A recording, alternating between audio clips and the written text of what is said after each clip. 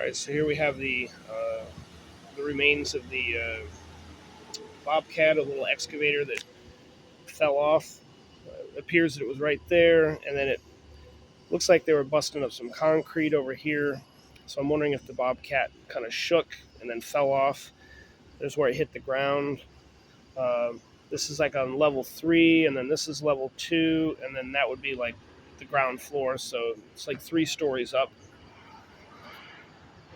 Got all these supports here. Those could have been there for maybe a crane